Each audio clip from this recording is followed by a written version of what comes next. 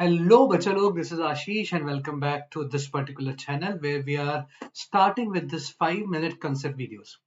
5-minute concept videos में हम क्या करने वाले हैं, जैसा हमने डिस्कस किया था, 5 मिनट के अंदर उस कंसेप्ट को पूरा ऊपर से लेकर नीचे तक हम पूरा पोस्टमार्टम करेंगे, समझेंगे उस कंसेप्ट में क्या क्या है, किस तरह से हम उस कंसेप्ट को अप्लाई करते हैं और कुछ चुनिंदा क्वेश्चंस को सॉल्व भी करेंगे. इस तरीके से हम पूरे के पूरे मैथ्स के सारे टॉपिक, सब टॉपिक, कंसेप्ट, सब कंसेप्ट को समझते जाएंगे. आज जो हमारा टॉपिक है वो है डोमेन क्या होता है. अगर मैं किसी भी फंक्शन की बात करता हूँ, राइट, फंक्शन में डोमेन बहुत इंपॉर्टेंट हो जाता है. डोमेन क्या चीज है?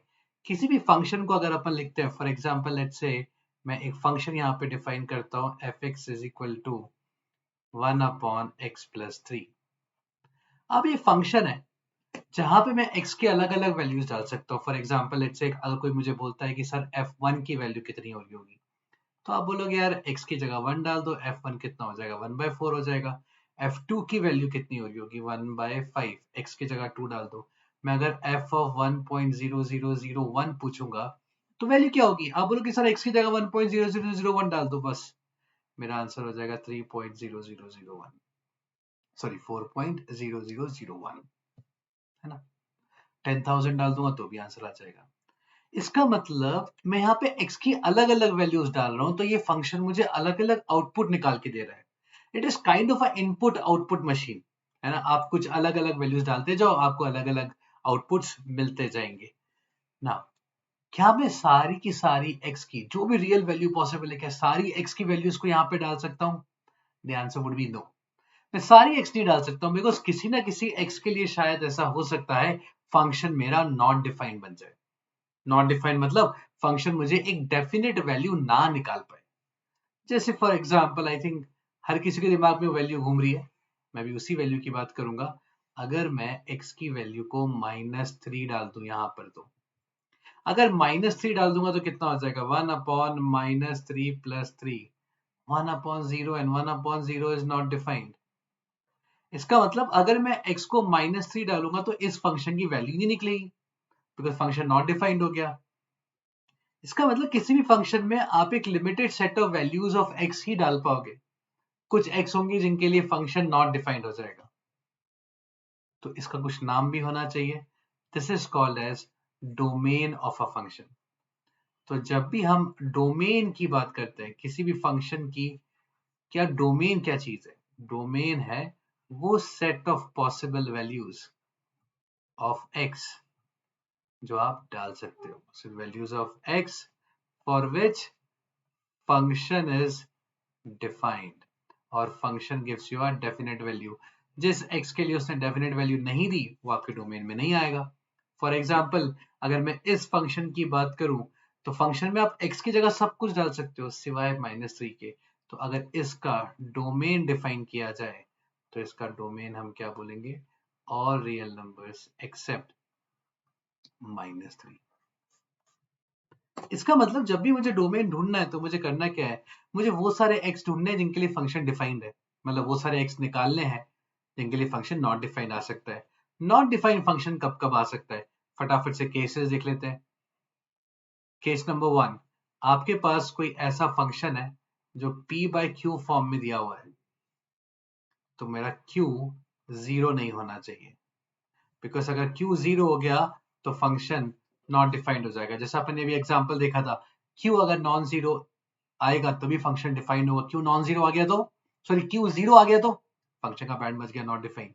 सेकंड, अगर अंडर रूट है या फिर इवन रूट में कभी फंक्शन है, तो स्क्वायर रूट हमेशा पॉजिटिव और जीरो का निकलता है. मतलब स्क्वायर रूट या फोर्थ रूट या सिक्स रूट हमेशा नॉन नेगेटिव वैल्यूज का निकलता है. तो जब भी तुम्हें स्क्वायर रूट दिखे, हम कंडीशन क्या लगाएंगे कि यार p लार्जर देन जीरो होना चाहिए, राइट.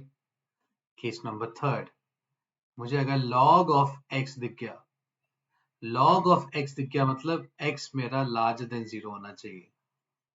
अगर x नेगेटिव हुआ या फिर जीरो हुआ तो फंक्शन मेरा डिफाइंड नहीं होगा, right. Now these are the main 3 cases जहां पे मुझे ध्यान रखना पड़ता है कि फंक्शन नॉट डिफाइंड कब कब हो जाएगा. एग्जांपल्स देखते हैं, किस टाइप के एग्जांपल्स आपको मिल सकते हैं. तो सपोज करो कोई तुमसे बोलेगा find the domain of the function which is under root of x square minus 5x plus 6. So the moment I look at this particular function, cases याद रखो, अंडर रूट का साइन दिख रहा है, इसका मतलब मुझे क्या बोलना पड़ेगा यार, अगर ये फंक्शन डिफाइंड है तो x square minus 5x plus 6 को लार्जर देन और इक्वल टू 0 होना पड़ेगा. Wavy curve method, right? Wavy curve method से सॉल्व होगी ये इक्वेशन. अगर वेवी कर्व मेथड नहीं पता है तो वीडियो देखो, राइट? इसको अपन फैक्टराइज करेंगे, फैक्टराइज होके ये बनेगा x minus 3 into x minus 2 is larger than 0. है ना? क्वाड्रेटिक को फैक्टराइज करना आई थिंक सबको आता है. नंबर लाइन पे प्लॉट करेंगे, 2 आएगा, 3 आएगा, राइट हैंड साइड पॉजिटिव, ये नेगेटिव, ये पॉजिटिव. हमें क्या चाहिए? Larger than 0, which means my answer is x क्या क्या हो सकता है? माइनस इंफिनिटी से 2 यूनियन 3 से इंफिनिटी. देखो आया समझ में? एक और केस कर लेते हैं. सपोज करो उसने मुझे एग्जाम्पल बना के दिया, थोड़ा बेटर एग्जाम्पल लेते हैं. log of 1 plus x upon 1 minus x to the base let's say 7. बोला इसका डोमेन निकालो. अब डोमेन निकालना मतलब मुझे यहाँ पे क्या दिख रहा है? लॉग दिख रहा है. इसका मतलब लॉग किसका निकलेगा? पॉजिटिव वैल्यूज का निकलेगा. तो सबसे पहली कंडीशन आप क्या लगाओगे? 1 plus x upon 1 minus x is larger than 0. Equal to नहीं आएगा because log 0 is not defined. फिर से वेवी कर्व मेथड, आप प्लॉट्स करोगे रूट -1 और 1, ये नेगेटिव साइन होगा, ये पॉजिटिव होगा, ये नेगेटिव होगा, ऑल्टरनेट साइन चलेंगे. मुझे चाहिए लार्जर देन 0, तो यहाँ से मेरा आंसर क्या आ रहा है? -1 से 1. और कोई केस है? p बाई क्यू का फॉर्मेट भी दिख रहा है, डिनोमिनेटर कभी 0 नहीं होना चाहिए, मतलब x कभी 1 नहीं होना चाहिए. 1 पे तो वैसे भी मेरा ओपन ब्रैकेट ही है, तो मेरे को टेंशन नहीं. ये मेरा आंसर हो जाएगा इस पर्टिकुलर क्वेश्चन का, राइट? एक और छोटा सा एग्जांपल ले सकते हैं अपन डोमेन के ऊपर. मान लो मुझे दिया किसी ने y is equal to root of 1 plus mod x plus x square minus 1 upon x minus 3. इसका मुझे डोमेन निकालना है. अब गौर से देखो, है ना, थोड़ा सा ऑब्जर्वेशन भी शार्प रखो अगर तुम क्वेश्चंस को सॉल्व कर रहे हो तो. क्यों? क्योंकि देखो यहाँ पे मॉडुलस दिया हुआ है. मॉडुलस मतलब क्या होता है? एब्सोल्यूट वैल्यू फंक्शन, मतलब हमेशा पॉजिटिव रहेगा. भैया तुम कुछ भी डाल लो, x को पॉजिटिव डालो, नेगेटिव डालो, mod x will always be positive. इसका मतलब ये तो हमेशा पॉजिटिव रहेगा. 1 प्लस, ये तो हमेशा ही पॉजिटिव रहेगा.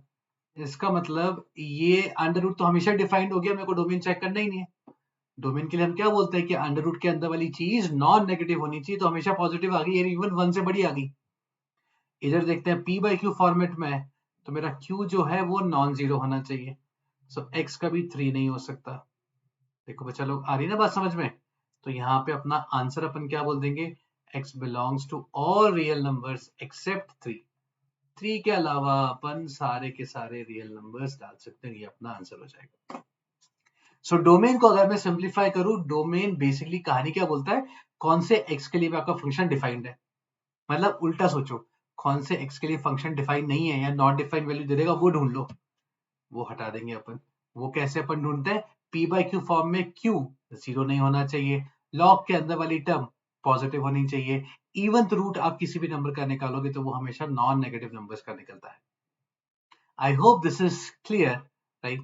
And on that note, it's thank you from my side. I'll be coming with more 5 minutes video on the concepts of mathematics. So stay tuned and share, subscribe, like us, because your love is more important than anything in this world. Thank you so much, guys, and enjoy.